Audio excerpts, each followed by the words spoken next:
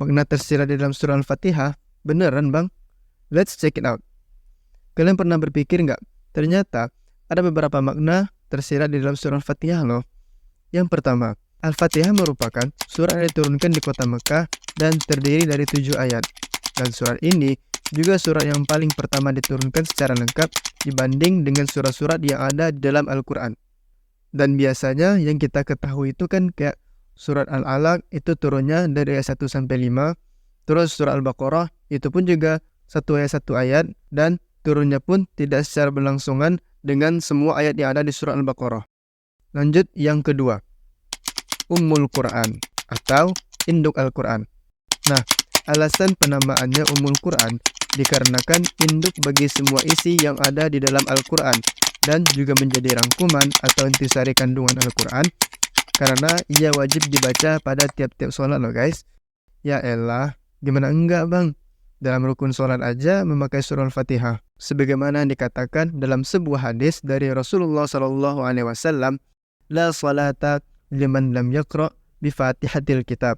Yang artinya, tidak ada sholat bagi orang-orang yang tidak membaca surah Al-Fatihah. Yang ketiga, unsur pokok yang mencerminkan seluruh isi Al-Quran. Di sini terbagi menjadi 3 bagian.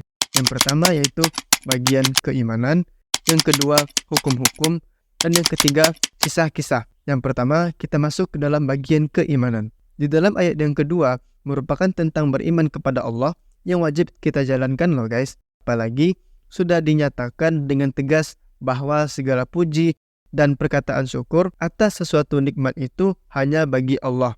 Di antara nikmat itu ialah nikmat menciptakan, nikmat mendidik, dan nikmat menumbuhkan. Sedangkan kata Rabbun dalam kalimat Rabbul Alamin tidak hanya berarti Tuhan atau penguasa, melainkan ia juga mengandung arti tarbiyah, yaitu mendidik dengan kata kerja Rabba yurabbi. Nah, dalam hal ini menunjukkan bahwa segala nikmat yang dilihat oleh seseorang pada dirinya sendiri dan alam ini hanya bersumber dari Allah Subhanahu wa Ta'ala. Karena Allah lah yang maha berkuasa di alam ini. Maka dari itu, keimanan atau ketauhidan merupakan persoalan pokok. Maka dari itu, di dalam surah Al-Fatihah tidak cukup dinyatakan dengan isyarat saja, tetapi juga ditegaskan dan dilengkapi oleh ayat 5 pada surah tersebut. Iyyaka na'budu wa iyyaka nasta'in.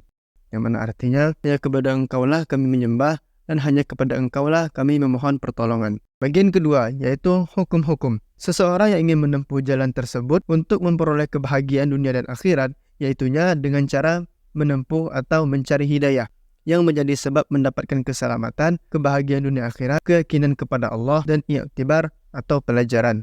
Bagian yang terakhir yaitu kisah-kisah. Ada kisah-kisah para nabi dan orang-orang terdahulu yang sangat menentang ajaran Allah. Dan sebagian besar ayat Al-Quran memulai kisah-kisah para anbiya dan orang-orang terdahulu yang menentang Allah. Maka disebutkan dalam ayat terakhir Al-Fatihah yaitu orang-orang yang diberi nikmat. Nah, di dalam ayat ini ialah para nabi dan juga para siddiqin atau orang-orang beriman dengan sungguh-sungguh serta para syuhada, orang-orang yang mati syahid, dan yang terakhir yaitu solihin, orang-orang soleh.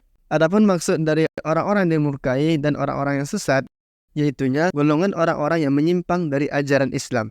Gimana nih menurut kalian? Relate nggak dengan jawaban tadi? Kalau masih ragu atau berbeda pendapat, tulis di kolom komentar ya, agar kita saling bertukar pikiran. Wassalamualaikum.